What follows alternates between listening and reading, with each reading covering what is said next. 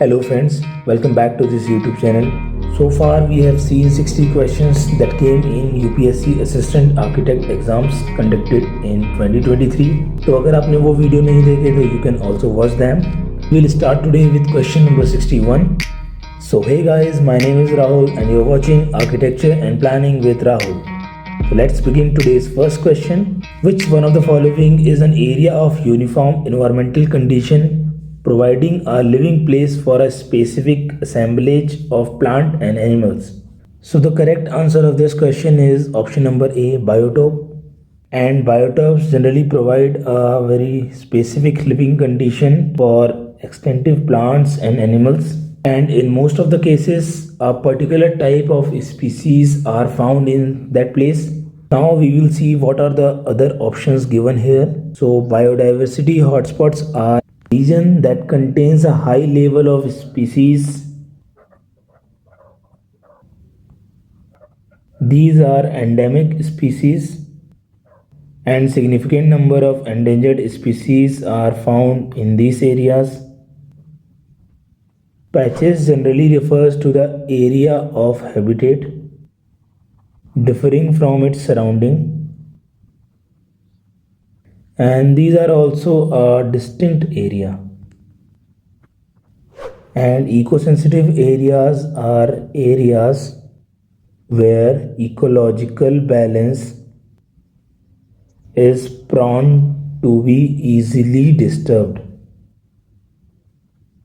So national park, tiger reserve, bird sanctuaries are generally referred as an ecosensitive areas. Other than this, some coastal areas, rivers, mountains or hills are also sometimes part of this ecosensitive area.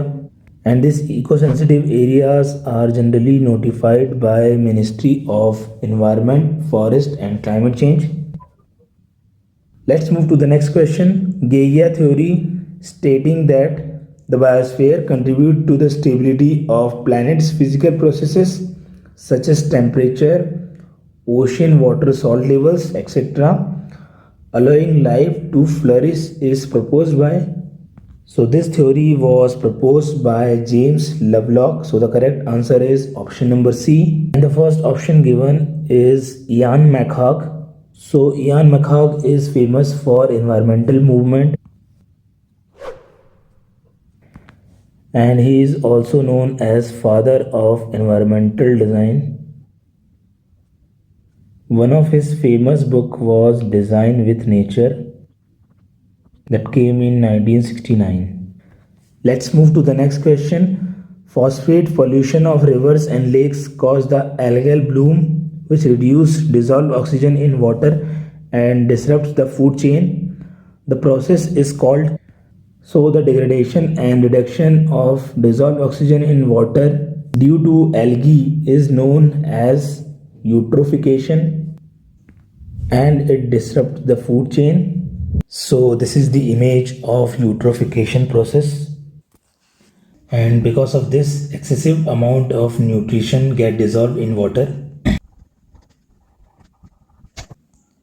especially nitrogen and phosphate, which ultimately leads to algal blooms and therefore the ecological imbalance happens. Let's move to the next question.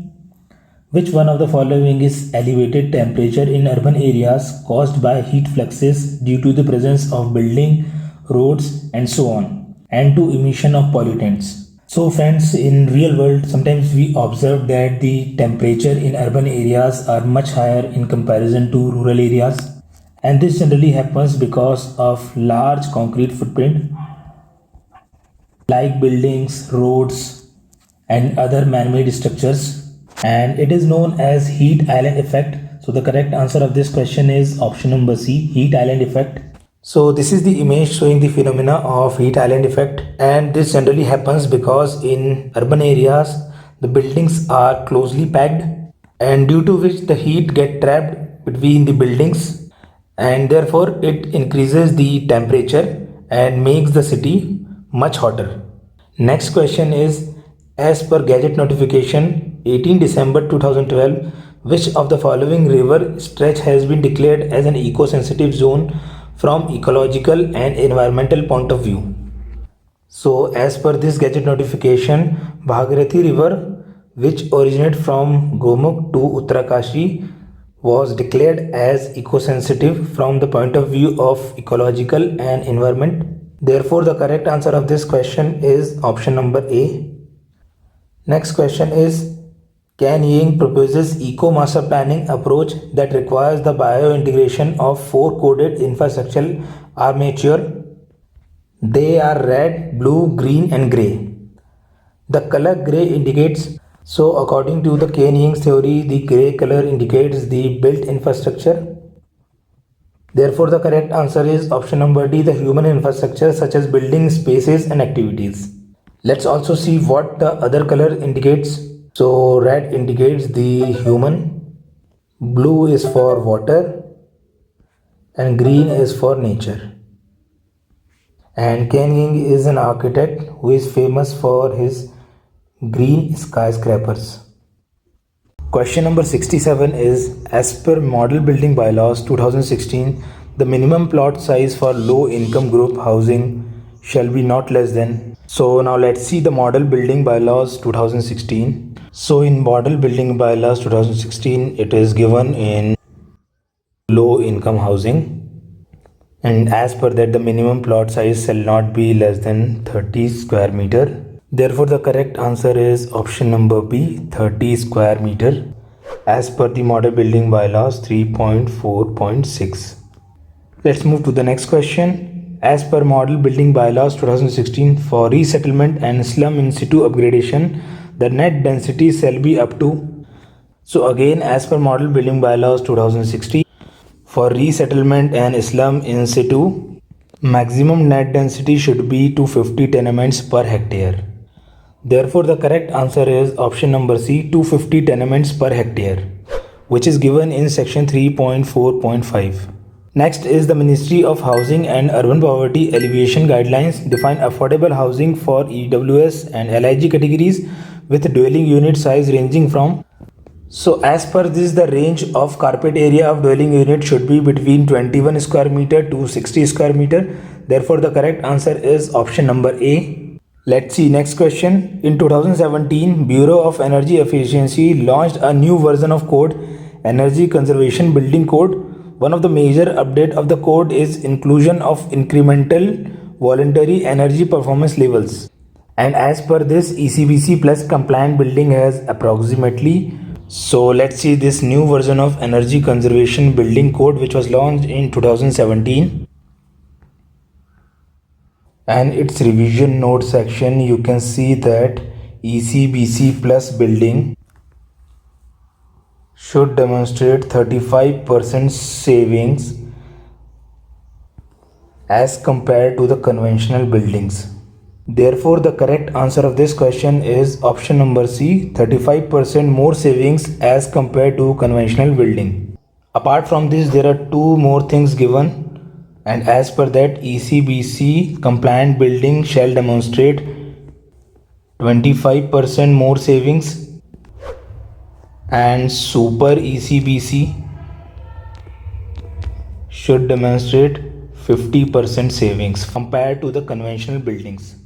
Next question is, as per National Building Code, group housing consists of. So as per NBC, group housing consists of more than one dwelling unit where land is owned jointly or construction is undertaken by one agency. Therefore, the correct answer of this question is option number A, and it is given in volume 1 of NBC in its section 2.43. Let's move to the next question. Question number 72 is, net residential density includes. So net residential density means housing density per hectare, and it is calculated by adding the area of all the housing unit and divide that sum by given area. So when we calculate the net residential density of a site, then it includes the area of houses, and it also includes the private gardens, parking spaces and access roads within the site. Therefore, the correct answer of this question is option number B, Let's move to the next question. Which one of the following international charter is focused on conservation and restoration of monuments and sites? So the correct answer of this question is option number B, Venice Charter, which was held in 1964. And the main theme of this charter was conservation and restoration of monument and sites. Whereas the theme of Burra Charter 2013 was conservation and management of places of cultural significance. And Washington Charter had the theme about historic urban areas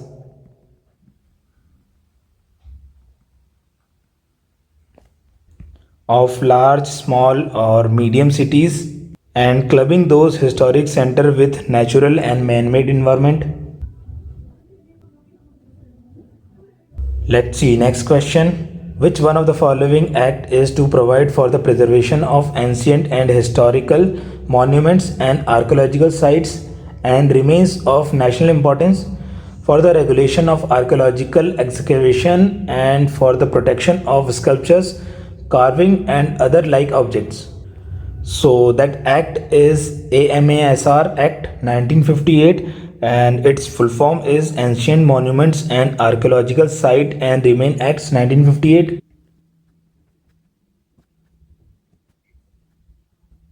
Therefore, the correct answer of this question is option number B.